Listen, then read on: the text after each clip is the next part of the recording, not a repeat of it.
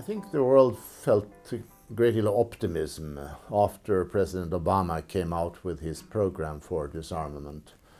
He met with Medvedev in London. They were both on the same wavelength, and then Obama went to Prague and he made that great speech in which he declared that he was in favor or even of a total elimination, a global zero on nuclear weapons.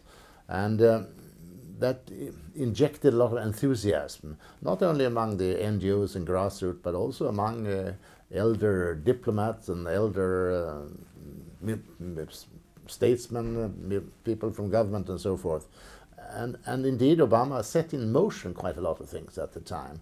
US showed new flexibility to get a work program in the Geneva Conference, Disarmament Conference. He declared that US was willing to sit down and talk with anyone to achieve disarmament, and that was directed to North Korea and to Iran, and which was quite a change because the US earlier had been somewhat high-handed against Iran and said that if you suspend enrichment, we are willing to sit down and talk to you. It was a bit neo-colonialist in tone to my mind.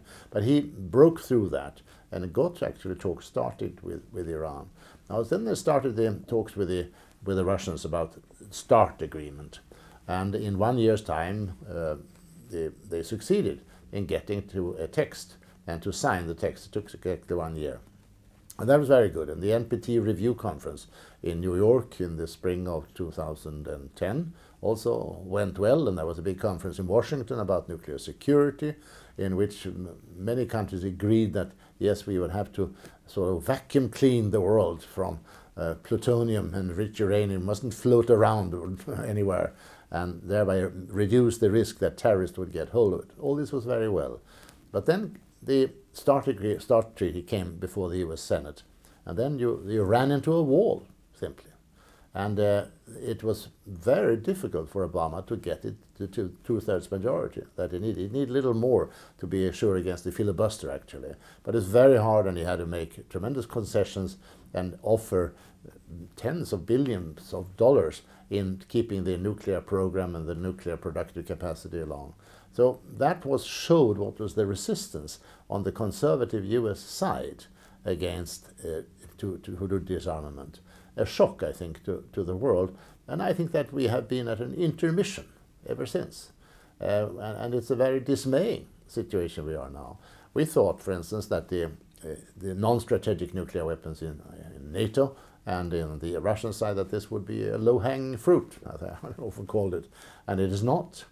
Then the cut-off of production of fissionable material, not being blocked by the US or by Russia, but by the Pakistanis. But also the relations between Russia and the United States, which were so good, they have soured. And I think the background of that is the shield, planned shield, NATO shield, against intermediate range missiles from Iran. This was a retreat position from the US side compared to their earlier plan to have a shield against strategic missiles in Poland and Czech Republic. They walked away from that, and I think very wisely so, because if they hadn't done so, I don't think we would have had the START agreement. But instead, we got this shield against intermediate range missiles.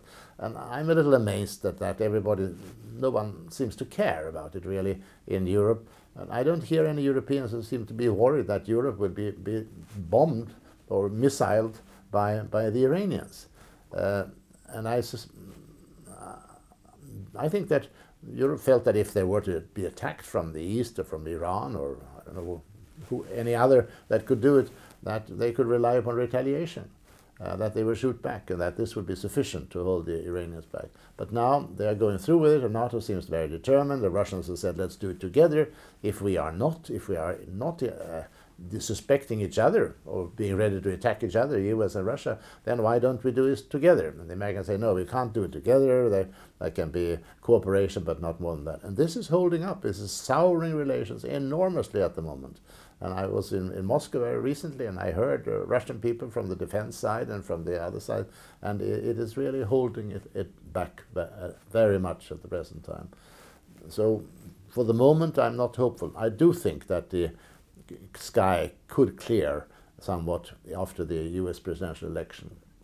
I don't think that an American democratic president can be very forthcoming and very conciliatory, because he will be immediately be branded as soft, not soft on communism any longer, but soft in the world. And that does not square with a conservative opinion in the Congress, which perhaps also has some support in a more macho attitudes among the American public, which was strengthened by the 9/11. I think there are some residues or worries about 9/11. They attacked the US, and we must be strong and stand up. We must be the strongest in the world. But this, I think, is now also an impediment to nuclear disarmament.